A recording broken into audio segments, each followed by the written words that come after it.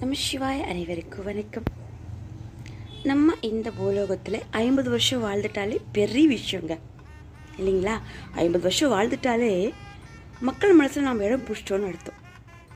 சரி, 60 வருஷம் வாழ்ந்துட்டா இந்த இயற்கைக்கிட்டேயே நம்ம இடம் பிடிச்சிட்டோம்.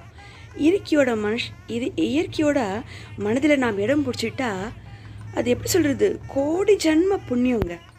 இயற்கையை தான் நமக்கு எல்லாம் கொடுக்குது, சாப்பாடு, தண்ணி, காற்று ஆனால் சொல்லி பஞ்சபூதங்களும் நமக்கு அவங்க தானே கொடுக்குறாங்க.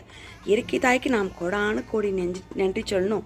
இந்த 60 வருஷம் வாழ்ந்துட்டாலே பிறகு 70 வருஷம் வாழ்ந்துட்டா யார்கிட்ட நாம் கோடி புண்ணியம் சொல்லணும்? பூமா தாய்கிட்டங்க.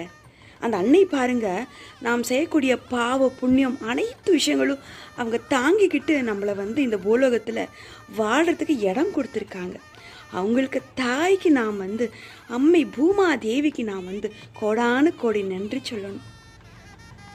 எத்தனோ பேருக்கு இந்த பூமி இல்லாமல் இந்த உலகத்தில் என்னங்க இருக்கு இல்லைங்களா? அது மேல் தான் நாம் நடக்கிறோம், அது மேல் தான் பாவ புண்ணியங்கள் செய்கிறோம். எல்லாமே பூமியில் இருந்து கொண்டே இந்த பூமா தாய்க்கே சில துரோகங்கள் நாம் பண்ணிகிட்ருக்கோம், பாவங்கள் பண்ணிகிட்ருக்கோம் இல்லைங்களா?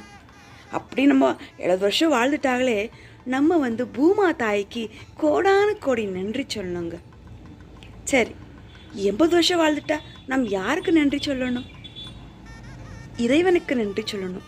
90 வருடங்கள் இந்த உலகத்தில் மாணவ பிரிவில் பிறந்து 90 தீபாவளி பார்த்து இந்த உலகத்தில் வாழ்ந்து இறைவன் மனசில் இடம் பிடிச்சிருக்கோங்கன்னா அப்போ நான் உண்மையாலுமே பாக்கியசாலிங்க. சரி, 10வதாக நாம் யாருக்கு நாம் நன்றி சொல்லணும்? இந்த 100 வருடம் வாழ்ந்துட்டா சொல்லலாம். 30 தேவிகளுக்கும், முக்கோட்டி மூட தேவர்களுக்கும், நம் முன்னோர்களுக்கும், இந்த இயற்கைக்கும், இந்த பிரபஞ்சத்துக்கும் அனைவருக்கும் நன்றி சொல்லணுங்க. ஏன்னா மாணவராக பிறந்த நாம், மனுஷராக பிறந்த நாம் 100 வருட கால வாழ்கிறதுக்கு இந்த உலகத்தோட அனுமதி இருந்தால் மட்டும்தான் வாழ முடியும் இல்லைங்களா? எல்லா இறைவனுக்கும் நாம் செடி, கொடி, மரங்கள், இந்த பூமி, ஆகாயம், பிரபஞ்சம், காற்றுன்னு சொல்லி பஞ்சபூதங்களுக்கும் இறைவனுக்கும் 30 தேவிகளுக்கும், முக்கோட்டி மூட தேவர்களுக்கும் நாம் நன்றி சொல்ல கடமைப்பட்டிருக்கிறோம். ஏனென்றால் இந்த பூலோகத்தில் 100 வருடம் வாழ்ந்திருக்கிறோம்.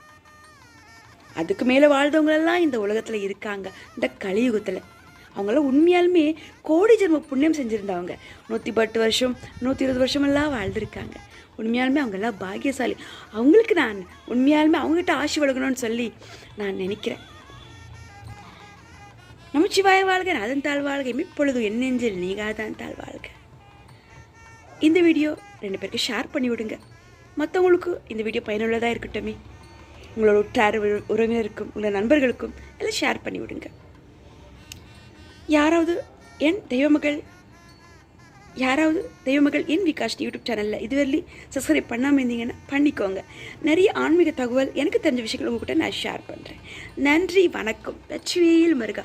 ஓம் நமச்சிவாயம். சாமியே துணை, வெற்றிவேல் முருகரே துணை.